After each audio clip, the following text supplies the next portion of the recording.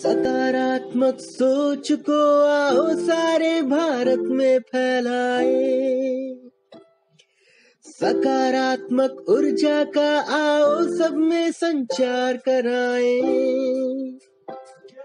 ऐसा ना हो कि हम अपनी जिम्मेदारी भूल न जाए, क्यों इंतजार करें हम किसी का, आओ एक मशाल जलाए। गणपति बप्पा मोरया।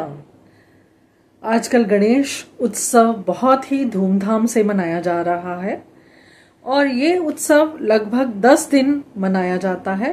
गणपति जी को घर में विराजमान करते हैं सब और उसके बाद विसर्जन करते हैं। आपको मालूम है क्या कि ये उत्सव आरंभ किसने किया?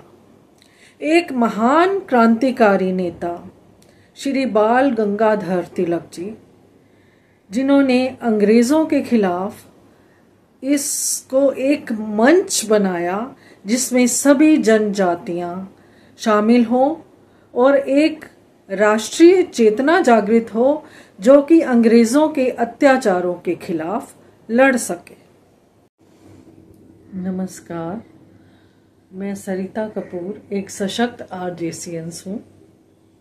आज गणेश चतुर्थी है। गणपति बप्पा मोरया। आप सब जानते हैं गणपति जी प्रथम वंदनीय हैं और उनका जो शरीर है, उनके विभिन्न अंग हमें बहुत कुछ संदेश देते हैं जो कि प्रेरणादायक संदेश हैं और हमें जरूर इसकी जानकारी होनी चाहिए। गणेश जी का सिर जो कि इतना बड़ा है, क्योंकि हाथी जो है वो सबसे बुद्धिमान है, तो ये हमें सिखाता है कि हमें उच्च विचार रखने चाहिए और बुद्धिमता से ही हर कदम बढ़ाना चाहिए। गणेश जी के कान, बड़े बड़े कान, ये सिखाते हैं कि हमें बेकार की बातों को छान लेना चाहिए और धैर्यवान होना चाहिए। किसी भी बातों को हमें धैर्य से सुनना चाहिए और फिर उसका मनन करना चाहिए। गणेश जी की सूंड क्या बताती है?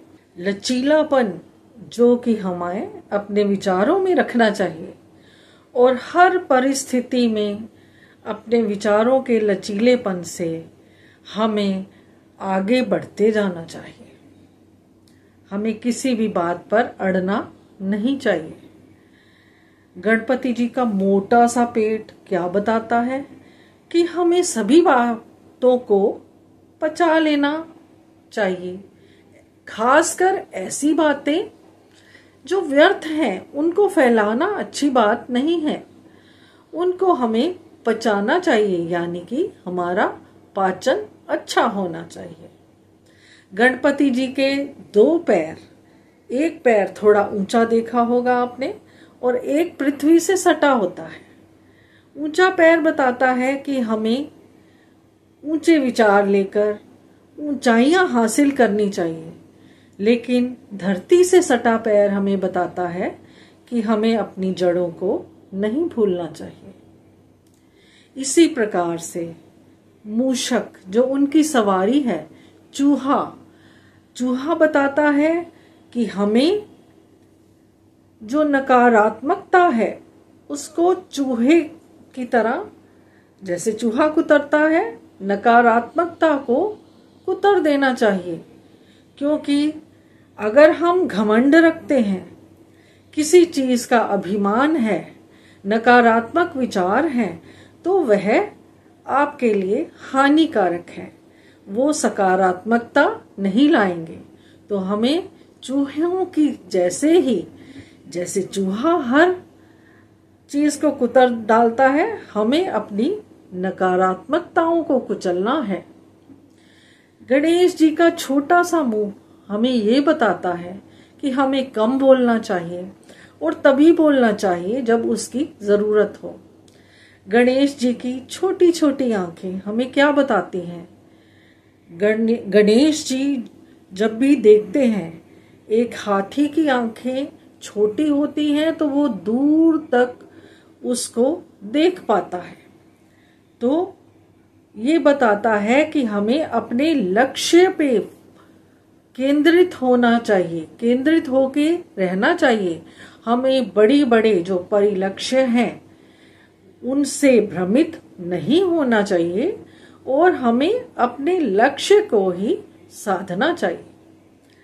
तो इस प्रकार उनकी कर्तव्य परायणता, जो कि उन्हें सर्वप्रथम वंदनीय बनाती है, उसके लिए हमें अपने जीवन में सारी इन विचारों को सम्मिलित करके उनके शरीर के विभिन्न अंगों से प्रेरणा लेकर अपने जीवन को अच्छे से जीना चाहिए।